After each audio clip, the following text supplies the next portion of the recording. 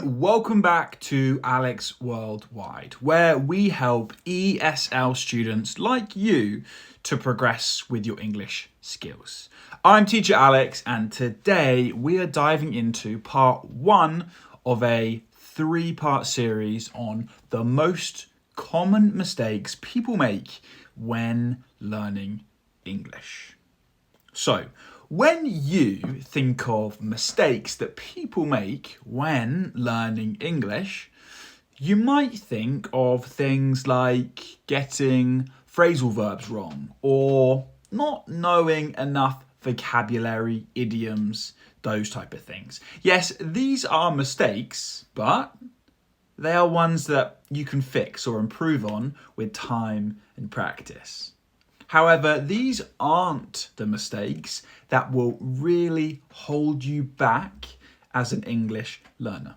So in this guide, we are going to reveal the biggest strategic mistakes that people make when learning English. These mistakes happen no matter what your first language is or how long you've been learning English.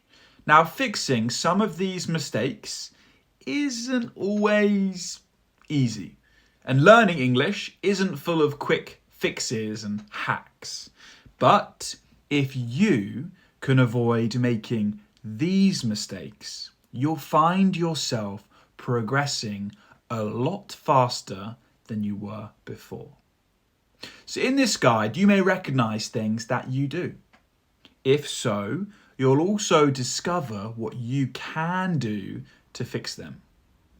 And if you see mistakes you know you don't make, well, give yourself a little pat on the back. Now, if you get through this guide, this video, and can say with your hand on your heart that you don't make any of these mistakes, well, then you should either consider yourself in the top 1% of English learners or maybe take a lie detector test.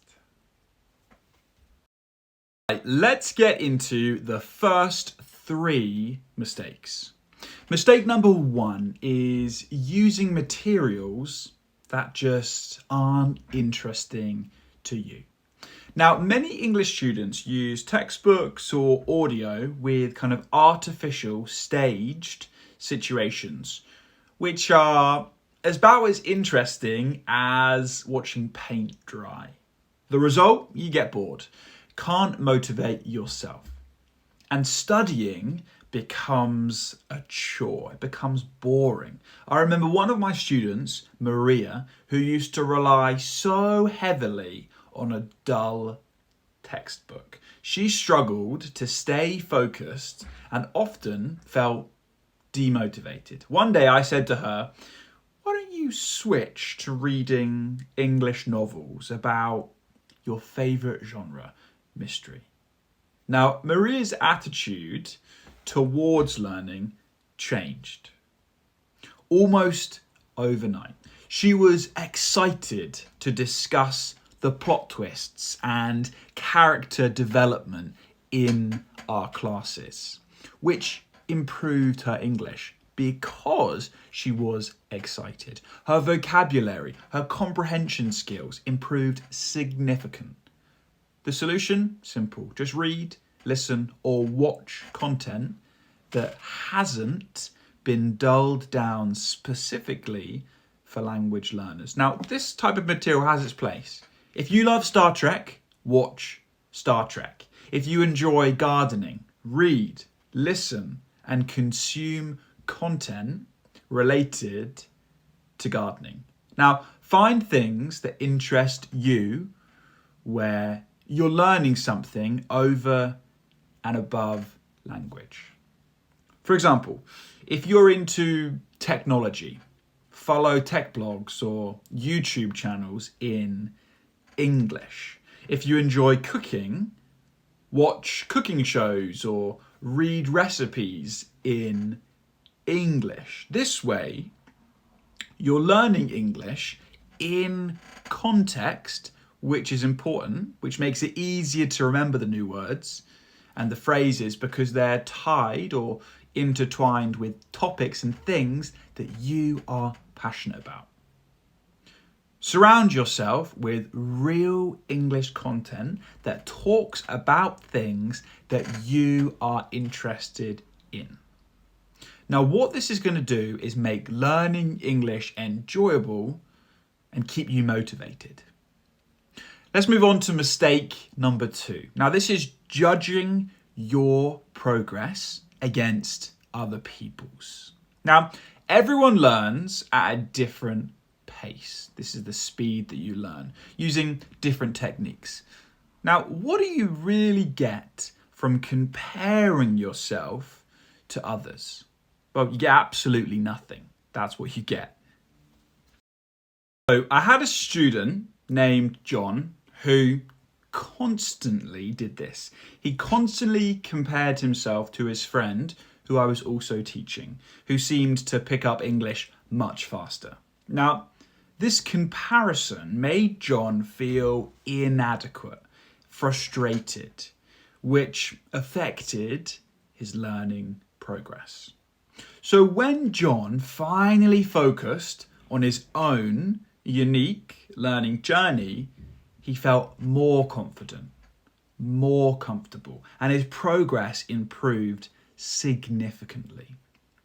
So instead, focus on your own progress. Spend time engaging with English content and finding what works best for you. Remember, every minute that's spent comparing is a minute not spent learning. So try to set personal goals and celebrate when you achieve those goals, no matter how small they may be. For example, aim to learn 5 new words a day or finish a chapter of an English book each week. Keeping a journal of your progress can also help you see how far you've come over time, which can be incredibly motivating. So let's look at mistake number 3. Now, this is choosing the easy option and looking for shortcuts. In the era of life hacks, many people think there must be a quick fix for everything, including learning English. Unfortunately, just putting on English songs while you sleep won't make you fluent overnight. Now, learning a language takes time, it takes effort, and thinking of this time as a boring but necessary task is a mistake. Embrace the process of learning English. Remind yourself why you are learning it in the first place. Whether it's for a new job, or to communicate better with colleagues, or to feel more at ease in an English-speaking country. Keep your goal in mind. For example, if your goal is to work in an English-speaking company, imagine yourself confidently participating in meetings or giving presentations in this company.